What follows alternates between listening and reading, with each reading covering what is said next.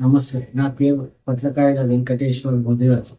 ఇవాళ హైకోర్టు తీర్పుకు స్వాగతిస్తున్నాం. ఎందుకంటే ఇవాళ కులగణన అనేది ఈ బీసీలకు చాలా ముఖ్యమైన అంశం.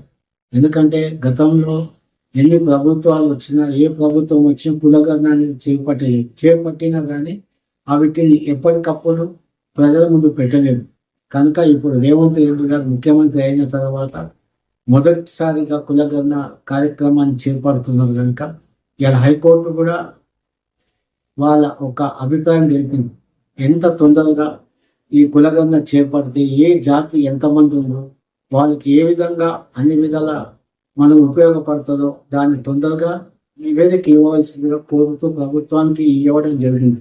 కనుక దయచేసి ఈ తెలంగాణ ప్రభుత్వం కులగణన తొందరగా చేపట్టి అందరికీ ఏ కులానికైనా ఏ జాతికైనా వాళ్ళ ఎంత జనాభా ఉంది, ఎంత పర్సంటేజ్ ఉంది అనేది ఒక ప్రభుత్వం తెలుస్తుంది. ఇవాళ నేను ముదిరాజ్ కమిటీకి సంబంధించిన వ్యక్తి కనుక నేను అఖిల భారత Mudiraj coli executive member Venkateshwar Mudiraj. ఎందుకంటే ఇవాళ మా జాతి హైయెస్ట్ పాపులేషన్ తెలంగాణ రాష్ట్రంలో ముదిరాజులు ఉన్నంత జనాభా ఎవరు లేదని గతంలో రేవంత్ రెడ్డి గారు చెప్పారు. గతంలో అందరు నాయకులు చెప్పారు. ఇవాళ తెలంగాణ రాష్ట్రంలో అత్యధిక జనాభా ముదిరాజులు అని చెప్పారు.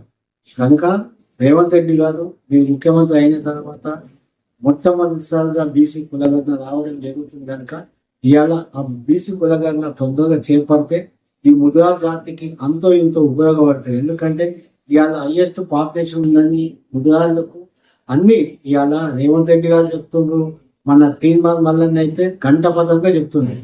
ప్రతి ఒక్క వీడియోలో ముదిరాజు హైయెస్ట్ జనాభా అని చెప్తుంది. కనుక మీరు దయచేసి ఒక కులగణన చేపడితే ఈ అసెంబ్లీలో మా ముదిరాజు జాతి ఎంత ఉందో అన్నది బయటపడుతుంది. అప్పుడు మీరు మా జాతికి రిజర్వేషన్ అంశం ఈజీగా ఇవ్వవచ్చు. ఎందుకంటే ఇలా రిజర్వేషన్ కోసం మేము గతంలో ఎన్నో ఉద్యమాలు చేసినాం, ఎన్నో ధర్నాలు చేసినాం.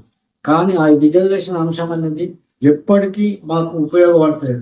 కనుక ఈ కులగణన చేపట్టిన తర్వాత ఈ జాతికి ఆ రిజర్వేషన్ అంశం కూడా తొందరగా ఇంప్లిమెంట్ అవుతుంది. ఎందుకంటే ఈ జాతికి విద్యాపరంగా ఉద్యోగపరంగా రిజర్వేషన్ లేనందువల్ల ఈ జాతి ఎంతో వెనుకబడి ఉన్నది. రాజకీయం కూడా మేము ఎంతో వెనుకబడి ఉన్నాం. ఇవాళ తెలంగాణ రాష్ట్రంలో అత్యధిక జనాభా ఉన్నాక ఒకే ఒక ఎమ్మెల్యే గెలవడం జరిగింది. ఆ ఎమ్మెల్యే కూడా ఎటువంటి పదవులు లేవు.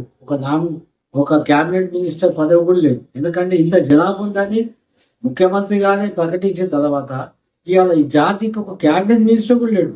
ఆ మినిస్టర్ చేయడం వల్ల మా సమస్యలు ఒక ఎమ్మెల్యే కాదు, క్యాబినెట్ మినిస్టర్ కాదు, ముఖ్యమంత్రికి వివరించడానికి వీలవుతుంది.